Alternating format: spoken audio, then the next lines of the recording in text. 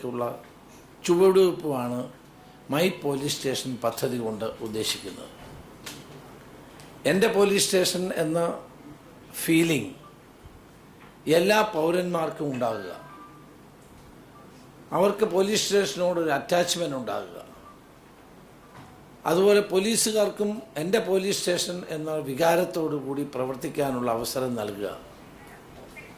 അപ്പോൾ police station friendly ആക്കുക എന്ന ലക്ഷ്യമാണ് ജനങ്ങളുടെ പരാതികളും ആവലാതികളും സമയബന്ധിതമായി തീർപ്പ് കൽപ്പിക്കുന്ന ഒരു സംവിധാനം ഇതോടൊപ്പം ഉണ്ടാക്കുക എന്നുള്ളതാണ് പ്രധാനപ്പെട്ട ലക്ഷ്യങ്ങൾ. ഓഗസ്റ്റ് 15 മുതൽ കേരളത്തിലെ പോലീസിൽ വരുത്തുന്ന ഒരു വലിയ മാറ്റമാണ് ഇതിൻ്റെ ഏറ്റവും പ്രധാന ഘടകം. കഴിഞ്ഞ LDF ഗവൺമെൻറ് കാലത്ത് സ്റ്റേഷൻ്റെ ചുമതല SHOമാരുടെ ചുമതല സർക്കിൾ ഇൻസ്പെക്ടർമാർക്കായിരുന്നു. പണ്ട് ഈ ചുമതല SIമാർക്കായിരുന്നു. ഞങ്ങൾ ഈ രണ്ട് കാലഘട്ടത്തിലെയും പ്രവർത്തനങ്ങൾ വിലയിരുത്താൻ DGPയുടെ നേതൃത്വത്തിൽ ഒരു കമ്മിറ്റി വെച്ചിരുന്നു. ആ കമ്മിറ്റി വളരെ വിശദമായ പരിശോധന നടത്തിയതിൻ്റെ വെളിച്ചത്തിൽ സ്റ്റേഷനുകളുടെ ചുമതല SIമാർക്ക് നൽകാനും CIമാർക്ക് 3-4 പോലീസ് സ്റ്റേഷനുകളുടെ സൂപ്പർവൈസറി പൊസിഷൻ നൽകാനും ഉള്ള ശുപാർശയാണ് ലഭിച്ചത്. ഗവൺമെൻറ് അത് അംഗീകരിച്ചു. അതിൻ്റെ അടിസ്ഥാനത്തിൽ ഓഗസ്റ്റ് 15 മുതൽ പോലീസ് സ്റ്റേഷനുകളിൽ സ്റ്റേഷൻ ഹൗസ് ഓഫീസർമാരായി സബ് ഇൻസ്പെക്ടർമാരെ നിയമിക്കാൻ സർക്കാർ തീരുമാനിക്കുകയാണ്. കഴിഞ്ഞ സർക്കാരിൻ്റെ കാലത്ത് SHOമാരായി സബ് ഇൻസ്പെക്ടർമാരെ നിയമിക്കുന്ന തീരുമാനമെടുത്തു. അപ്പോൾ അതിൽ ഒരു സമൂലമായ പരിവർത്തനമാണ് ഇപ്പോൾ വരുത്താൻ ഉദ്ദേശിക്കുന്നത്.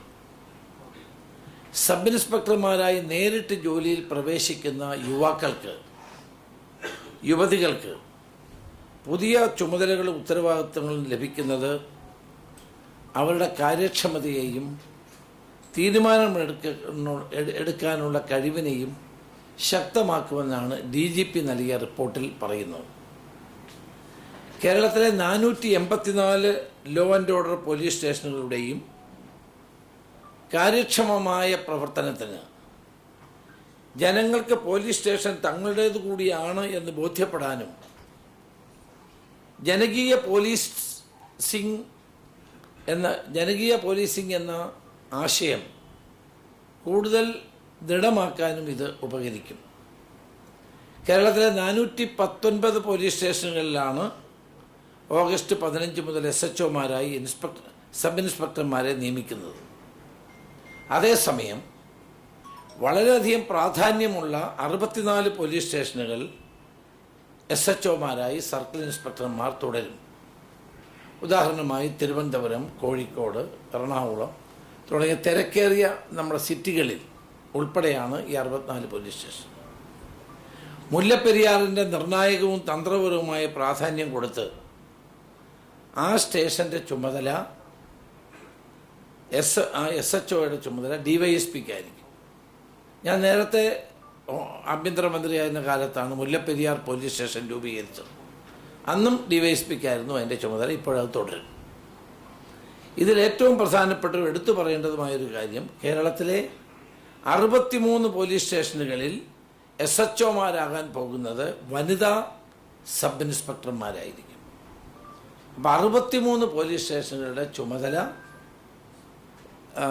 വനിതാ സബ് ഇൻസ്പെക്ടർമാർക്ക് നൽകുന്ന ഒരു പ്രധാനപ്പെട്ട തീരുമാനം കൂടി എടുക്കുന്നുണ്ട്.